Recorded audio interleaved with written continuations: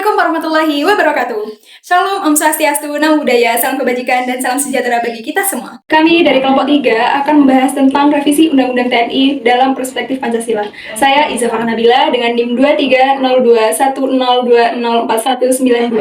Perkenalkan, saya Dinastia Putri dengan NIM 230210204142. Perkenalkan, nama saya Carina Putri dengan NIM akhir 1071. Perkenalkan, nama saya Dita Anissa dengan NIM 240910201071. Perkenalkan, nama saya Septa Puspita Sari, NIM saya 240210301034. Halo teman-teman semua, belakangan ini kita sedang mendengar tentang revisi Undang-Undang TNI. Revisi ini katanya dapat memperkuat pertahanan negara.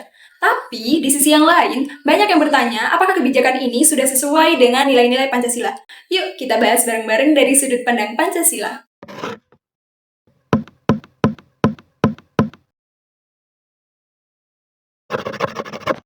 Apa sih yang melatar belakangi revisi UU TNI? Jadi, revisi UU TNI dilatar belakangi oleh kebutuhan untuk menyesuaikan peran dan juga fungsi TNI dalam menghadapi tantangan keamanan di era modern saat ini, seperti ancaman cyber dan juga geopolitik internasional. Lalu, perubahannya terdapat pada pasal 47, pasal 53, dan pasal 7, ayat 15 dan juga 16.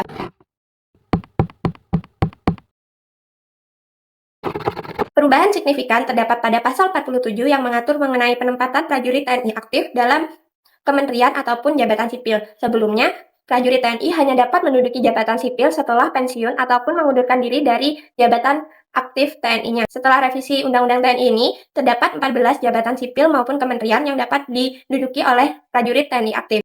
Perubahan yang kedua terdapat pada pasal 53 yang mengatur batas usia pensiun prajurit TNI. Dalam UU yang lama, batas pensiun bagi perwira adalah 58 tahun, sedangkan bagi bintara dan tamtama adalah 53 tahun. Dan revisi terbaru menetapkan batas usia pensiun sebagai berikut. Untuk bintara dan tamtama 55 tahun, perwira hingga pangkat kolonel 58 tahun, perwira tinggi bintang 2 61 tahun, perwira tinggi bintang 3 62 tahun. Perubahan yang ketiga terdapat penambahan pada pasal 7 ayat 15 dan 16 yang memperluas tugas pokok TNI. Penambahan ini mencakup menanggulangi ancaman pertahanan cyber dan juga melindungi dan menyelamatkan warga negara serta kepentingan nasional di luar negeri.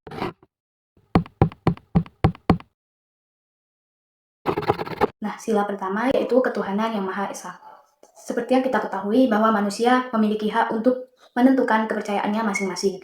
UU TNI mengakui bahwa prajurit TNI Indonesia harus memiliki iman dan takwa kepada Tuhan Yang Maha Esa. Selanjutnya, sila kedua yaitu kemanusiaan yang adil dan beradab. UU TNI menekankan bahwa prajurit harus menghormati hak asasi manusia dalam setiap tugasnya. Yang ketiga yaitu Persatuan Indonesia. UU TNI menegaskan bahwa TNI adalah alat pempertahanan negara yang bertugas melindungi kedaulatan NKRI. Yang keempat yaitu kerakyatan yang dipimpin oleh hikmat, kebijaksanaan, dan permusyawaratan atau perwakilan.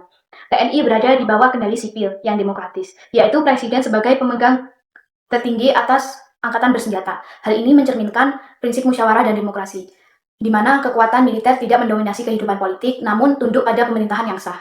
Yang kelima yaitu keadilan sosial bagi seluruh rakyat Indonesia. UU TNI menegaskan bahwa TNI harus membantu dalam berbagai situasi sosial, seperti bencana alam, keamanan nasional, dan pembangunan masyarakat.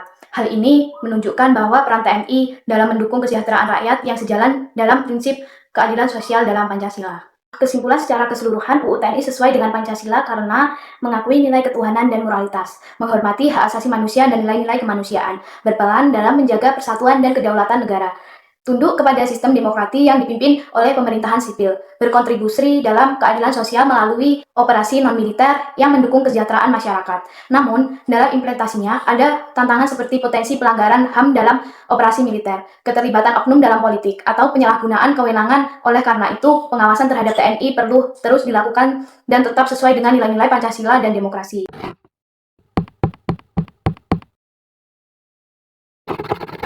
Revisi Undang-Undang TNI bertujuan menyesuaikan peran TNI dalam menghadapi ancaman modern, seperti terorisme, bencana alam, dan serangan siber, yang sesuai dengan pasal 30 UUD 1945.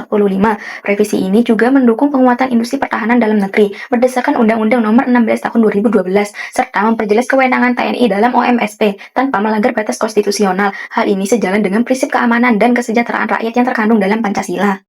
Namun, ada beberapa hal yang perlu diperhatikan. Pertama, potensi tumpang tindih kewenangan antara TNI dan lembaga sipil dalam OMSP. Tanpa pengaturan yang rinci, hal ini bisa mengganggu kelancaran pelaksanaan tugas. Maka, pengaturan yang jelas sangat dibutuhkan untuk memastikan koordinasi yang efektif antar lembaga. Kedua, penempatan prajurit aktif di jabatan sipil harus diatur dengan hati-hati agar tidak mengganggu kewenangan lembaga sipil dan tetap menghormati prinsip supremasi sipil. Ini penting untuk menjaga keseimbangan antara peran militer dan sistem pemerintahan sipil sesuai dengan prinsip demokrasi dalam Pancasila. Ketiga, transparansi dalam proses revisi sangat penting untuk meningkatkan akuntabilitas dan memastikan partisipasi publik dalam pengambilan keputusan. Dengan transparansi, proses revisi akan lebih demokratis dan sesuai dengan hukum. Revisi Undang-Undang TNI perlu memastikan keseimbangan antara penguatan pertahanan negara dan penghormatan terhadap prinsip-prinsip demokrasi dalam Pancasila. Pengaturan yang jelas dan transparansi dalam pelaksanaannya sangat penting untuk memastikan kewenangan TNI dalam OMSP tetap berada dalam kerangka hukum yang berlaku, sekaligus menjaga supremasi sipil dan integritas demokrasi negara.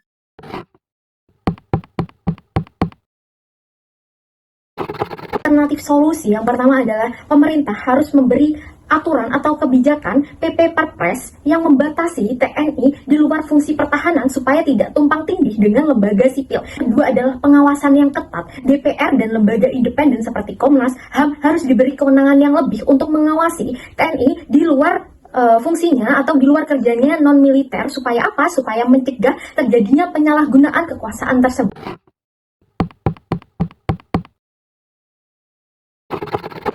Kesimpulannya adalah revisi UU TNI ini sangat bermanfaat bagi negara, namun juga bisa beresiko jika digunakan atau ditindaki tidak baik.